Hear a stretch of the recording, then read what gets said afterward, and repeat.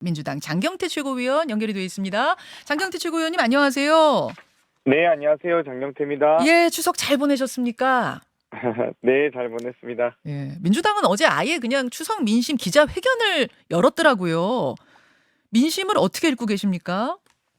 일단 정말 시장이 초토화되었구나라는 생각이 들었고요. 음, 많은 주민들께서 이러다 나라 망하는 거 아니냐라는 걱정을 많이 하셨습니다.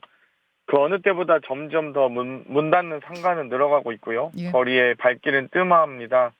지금 금리도 인상했고 또 앞으로 더 올릴 겁니다. 음, 공공요금은 더 오를 거고요. 무역 수지는 더 악화될 겁니다. 부동산 대표님은 최저가 급매를 내놔도 거래는커녕 가격만 떨어지고 있다고 하소연하셨습니다. 예, 여러 가지 사안들이 너무 많은데요. 음. 이제는 제발 좀 민생에 집중해 주셨으면 좋겠습니다. 민생 집중 이야기는 뭐 지금 여든 야든 다 똑같이 하고 계시는데, 근데 이제 국민의힘 쪽에서는 민주당이 민생 하면서 오히려 민생 도외시하고 이재명 당대표 살리기에만 열중하고 있다 이런 비판했습니다. 어떻게 생각하세요? 지금 뭐 윤석열 대통령이 민포대 대통령 아니냐라는 얘기까지 나오고 있습니다. 민포대가 민생, 뭐예요? 민생과 민심, 민주주의까지 다 포기한 대통령 아니냐 이런 얘기가 나오고 허허. 있는데요. 어.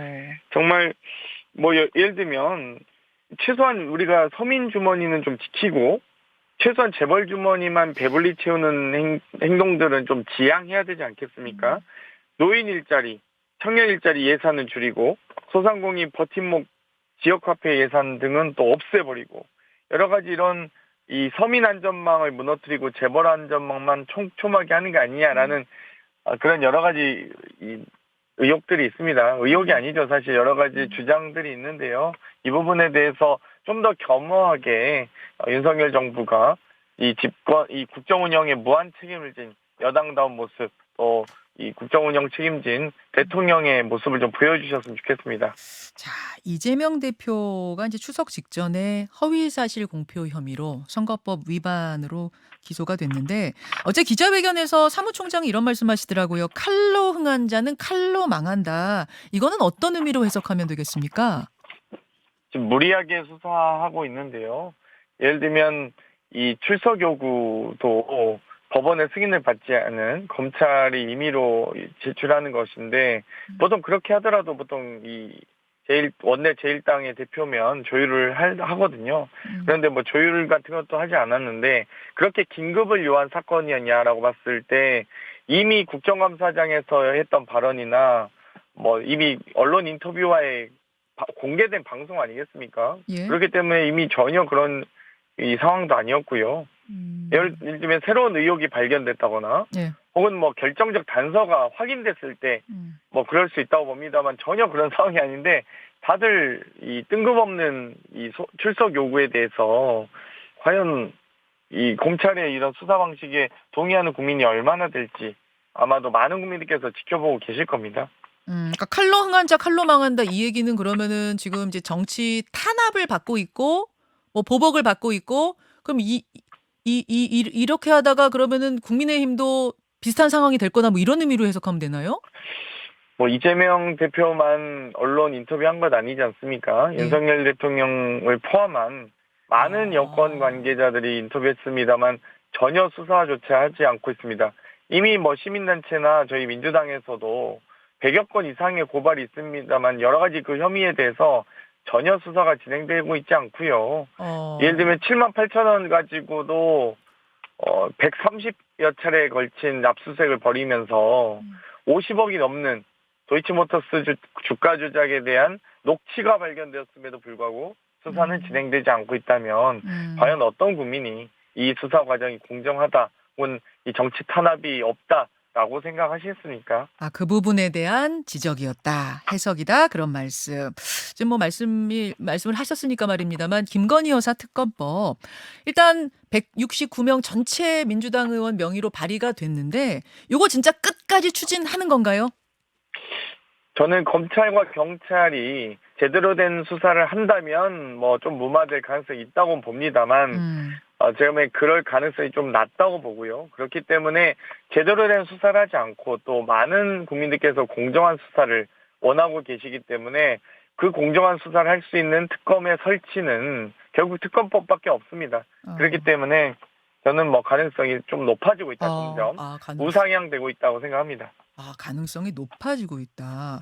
근데 이게 특검법안이 본회의까지 올라가기만 하면 통과는 될 거예요. 왜냐하면 민주당 의원이 뭐 절반을 넘으니까. 근데 그 전에 법사위 문턱 통과가 어려워 보입니다. 왜냐하면은 법사위 위원장이 김도읍 국민의힘 의원인데 그분이 이거를 이제 통과시킬 것 같지 않거든요. 국민의힘은 완강한 반대 입장이니까. 그래서 패스트트랙, 이른바 신속 처리 안건으로 상정을 해서 법사위 문턱을 넘는 방법을 생각해 볼 수 있는데 그렇게 하려면 시대전환에 조정훈 의원이 도와줘야만 인원수가 돼요. 근데 조정훈 의원 그 인터뷰 보셨겠지만 정치 쇼다. 그 쇼의 메시지에 동의하지 않는다. 특검이 도입되면 모든 정치 뉴스, 진짜 정치는 실종되기 때문에 나는 거기에 참여하고 싶지 않다. 이렇게 밝혔습니다. 어떻게 생각하세요? 일단 원내 전략상이기 때문에 다 말씀드리긴 어려운데요. 아마도 조정훈 의원께서도 여러 가지 수사 과정에서 불합리한 부분, 또 불공정한 부분들을 계속 보게 되면 그 인내심도 한계를 드러낼 거라고 봅니다. 아직까지는 이 검찰과 경찰의 공정한 수사를 아직까지는 기대하고 있는 것이 아닌가라고 보는데요. 그 아마 조정훈 의원님의 인내심도 어느 순간은 한계에 드러날 것이다. 혹은 불공정한 수사가 계속되는 것을 방치하는 것도 거기에 동조하는 행위이기 때문에 그 역사적 책임은 아마 본인이 혼자 지시긴 어렵다고 보고요. 마찬가지로 김도부 의원님도 혼자 이 300명의 입법기관 모두를 법사위원장이라는 혼자 막는 것이 절대 불가능하다는 걸 알고 계시기 때문에 그런 부분에 대한 역사적 책임을 혼자 또 다 짊어지긴 어려우실 겁니다. 그렇기 때문에 여러 가지 그런 의미에서 저는 충분히 추진될 수 있다. 오히려 마지막 남은 관문은 이 윤석열 대통령의 거부권 행사일 수 있는데요. 뭐 윤석열 대통령은 특검 전문 검사 아닙니까? 또 여러 가지 허위 학력에 대해서 업무방해로 징역 4년을 구형했던 여러 가지 입지 전적의 인물입니다. 검사로서는. 그렇기 때문에 그런 부분을 충분히 본인께서도 특검 전문 검사로서 거부권을 행사하지 않으리라는 기대가 있습니다. 조정훈 의원이 여기 동의하지 않으면 역사적인 어떤 아까 뭐라고 표현하셨죠? 죄를 짓는 거라고 표현하셨던가요? 역사적 책임. 같이 짊어지는 거라고 보는 거죠. 상당히 압박이 되는 발언일 수도 있는데요. 그 발언이. 최소한 국민의힘 소속이었던 그 당시 박근혜 대통령 탄핵 과정에서 국민의힘 소속이었던 권성동 법사위원장이 탄핵 소추위원장까지 맡아서 헌재 재판을 이끌지 않습니까? 그때 권성동 지금 현재 원내대표 20초? 이제 그만뒀긴 했지만 그 당시 어떤 심정이셨습니까? 이셨겠습니까? 자당이 배출한 대통령을 그런 과정도 어찌됐건 역사적 책임을 다하는 과정인데요. 결국 국민께서 지켜보고 계시다는 게 가장 중요한 것 같습니다. 여기까지 말씀 듣겠습니다. 고맙습니다. 감사합니다. 김현정의 뉴스쇼는 시청자 여러분의 참여를 기다립니다. 구독과 좋아요, 댓글 잊지 않으셨죠? 알림 설정을 해두시면 평일 아침 7시 20분 실시간 라이브도 참여하실 수 있습니다.